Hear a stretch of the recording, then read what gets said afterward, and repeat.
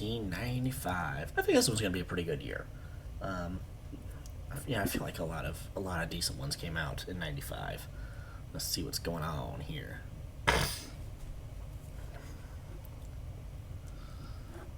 That's one that I remember the trailers for. What happened to January? Okay, that's new. Anyway, I remember seeing the trailers for it. I remember seeing the poster and the DVD cover for years on end. Never seen it. Never really even wanted to. I mean, I loved my dog growing up, but I mean, we had Homeward Bound. What else did you need? And I think that's what it is. It looked like a Homeward Bound knockoff several years after Homeward Bound came out. Like that ship had sailed, guys. What if there's a story to the making of that movie? Sounds like it might be interesting because usually if you have a ripoff movie, it comes out within like a year or two. In terms of like the '40s, like 6 months from then. But yeah, that one had a long delay. In the Mouth of Madness. Oh, John Carpenter. The Quick and the Dead. Did I know Russell Crowe was in that? Oh, February's like that too. What's going on, 95? Brady Bunch movie. Heavyweights, Just Cause. That look familiar. Hey, The Walking Dead. That's fun. No, it's not a zombie movie. That's okay. Interesting. Tom Clancy's Ops Center. Huh. Man of the House, and I enjoyed it, but it's not one I'm exactly rushing to show to my children. Outbreak. That one. Is it? Is it a must see? It's one no one talks about anymore. I think Contagion kind of took the wind out of its sails. So I'm gonna say no. In the '90s, it was probably considered one, but now no one really talks about it anymore. Major Pain, Born to Be Wild. Man, that movie was not good. Will Horneff. You want to do anything? Martial artist? What? Alright, well, that was unexpected. Tank Girl. Tommy Boy. Yep, that one's considered to be one of the must see comedies. I did really like. That one is one of those that had some moments in it that were so funny they made it worth watching. Okay, I'm gonna go rogue here. A Goofy movie is a must see. That one's actually been really growing in the past few years of people starting to say that people starting to realize how good it was. It was not that popular when it came out, but now people are really. Somebody labeled it a nostalgia time bomb. That it was like a matter of time before that one became very popular. All right, so Pebble and the Penguin. I've been talking for a while about how I do not like Don Bluth movies, and this is one that was so bad that Don Bluth took his name off of. So that is not ending up on this list. The Cure. Is that about the show? What? I don't even look familiar. Oh, something about AIDS. Joseph Mazzello. Oh, is that Bradburn from Joseph Mazzello? That's the kid from Jurassic Park. Swimming with Sharks. Frank Whaley. Oh. I like him. While You Were Sleeping. That is one of the great chick flicks. Yes, that one gets counted. I should go back through this again and write down things that I haven't seen. Write down things that I have seen. Make my own must-see movie list. Freaky Friday. There was another remake before the Lindsay Lohan one? Huh. I certainly didn't know that. Crimson Tide. No, sorry. I feel like Denzel is underrepresented on this list, but that can't be helped. His performances are must see. Okay, so now May is back to normal. His performances are must see, but that does not make the movie must see. Alfonso Cuarón. Did I know that? Man, that was early in his career. No, I have now. I need to watch that and see if there were any hints at brilliance. Braveheart is definitely a must see. Everybody loves Braveheart. Casper, no, it's fun, but no. Johnny Mnemonic, Mad Love, with Chris O'Donnell and Drew Barrymore. I don't even look familiar. Huh. Congo, Smoke Wigstock, the movie. I'm scared. That's about what I expected.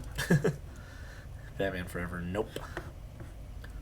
The Incredibly True Adventures of Two Girls in Love.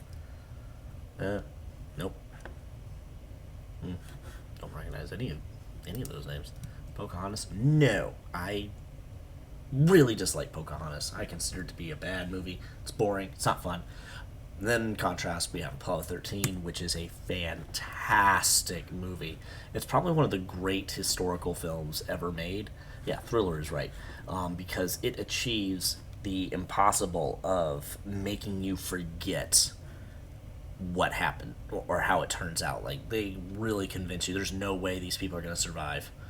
Wow, that came out the same week as, the same day as Mighty Morphin Power Rangers the movie and Judge Dredd. I wonder which one everyone went to see. Alright, First Night. Yeah, that one's a must-see movie. It's one of the more interesting King Arthur movies. And it does a great job of telling the story of Lancelot and Guinevere. Species, yeah, I think that one's considered to be a must-see horror movie now. Right, Indian in the Cupboard is one that I know several people that loved it, but I don't know if it had horrible trailers or what, but I had no desire to ever watch that movie. Ever. And no one's ever been able to convince me otherwise. Clueless, yep. That one is believed to be is held to be a must-see. I've never seen it, but I know a lot of people that absolutely love it. Kids. There's Kids. The Net, yep, I think that one's a must-see. If for no other reason than it's an interesting time capsule into that era of internet. I think for a lot of us, for a lot of people, that's probably the first time they even heard of the internet. Waterworld, no. Babe, yes. Babe is a must-see. How good is Babe? Babe is such a good family and kids movie that I was working in a restaurant and let's say I was 19, I was surrounded by 20 somethings, and one of the guys there was probably like 23, 24. He had a sister who had a kid, and he would babysit to help out every now and then.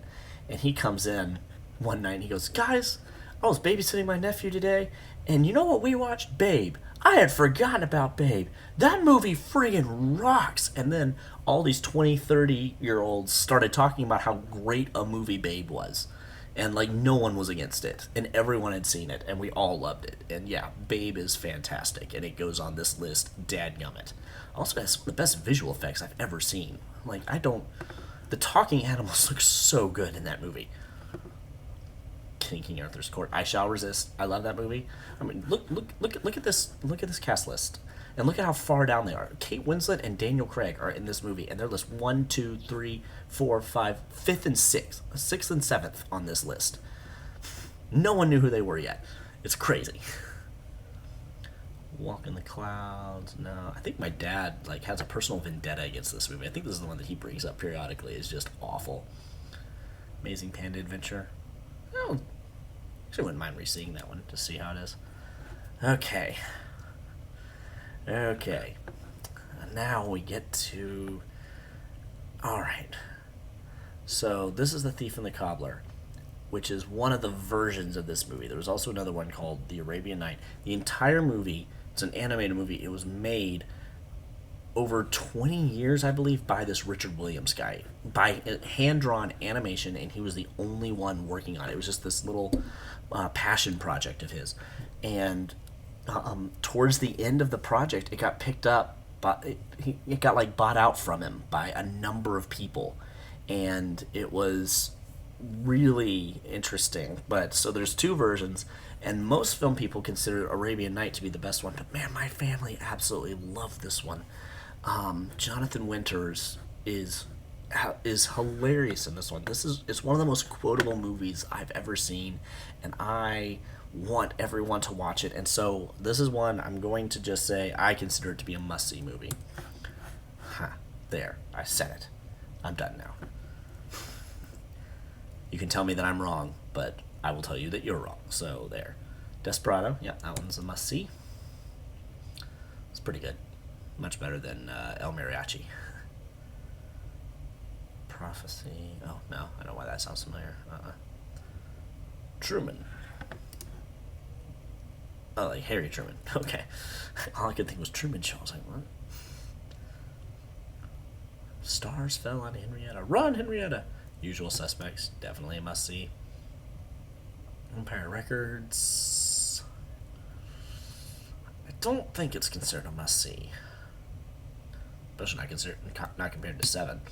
Yeah, Seven is considered to be one of the greatest thrillers ever made. I've actually not seen it. I don't do well with that kind of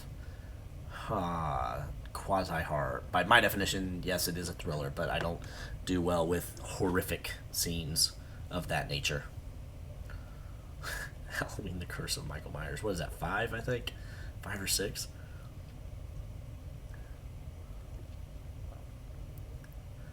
Dead Presidents. That was a weird movie. Assassins. Hey, we found a Richard Donner movie that I'm not adding to this list. That isn't a Lethal Weapon sequel. Kicking and Screaming. What is that? Oh, I don't know. Scarlet Letter, Strange Thing, Shorty, Mallrats. Okay, I don't think Mallrats is considered a must-see. I know Clerks is. Did we count Clerks? Has Clerks happened yet? I don't remember. But yeah, Mallrats, while I believe was the beginning of Kevin Smith's career, is not seen as a must-see. Seen as a must-see. Las Vegas. The Doom Generation. Mighty Aphrodite. Man, I don't remember this many movies coming out on a single weekend back then. Jeez. Here Come the Monsters. Total Eclipse. Nope, sequel to Ace Ventura is not a must-see. Yeah, I said it.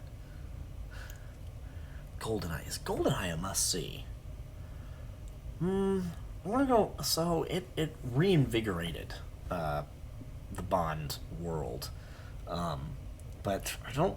I think it's more famous because of the game. Weirdly, so I'm not gonna add that one. I will probably add Casino Royale, but not GoldenEye. That one might be controversial. We'll see. Toy Story, yes. Everyone must see Toy Story. We are now in the age of Pixar. Bye Bye Birdie. Jason Alexander. What is this? I know anyone else in this list? No. Jason Alexander, the Dick Van Dyke character, I guess. Father of the Bride Part 2. What are you going with? No, not gonna do it. Sense and Sensibility, yeah, that's considered the best theatrically released Jane Austen movie. Jumanji is absolutely a must-see movie. Heat is believed to be a must-see movie. I didn't really care for it, but I know. Don't stab me. Balto,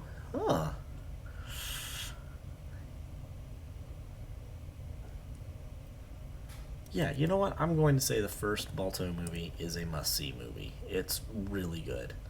Tom and Huck. No. Ian McKellen, Richard III. James Broadbent, Robert Downey Jr., Maggie Smith. I should look that up. 12 Monkeys, yep, that was considered a must-see. Alright, Dead Man Walking is, I believe, to be a must-see. I think it is one of the greatest Christian movies ever made. I tell everybody that they should watch that one. It's rough. I will warn you, it is rough to get through. It is a hard drama, but it's very good. Mr. Holland's Opus. Yep, that one's considered must see. I need to rewatch that one because I haven't seen it in a long time. Man, 1995 had a good December, didn't it? All right, let's count this up. 1, 2, 3, 4, 5, 6, 7, 8, 9, 10, 11, 12, 13, 14, 15, 16, 17, 18, 19, 20, 21. All right. Not bad, not bad. All right, so that closes out 1995.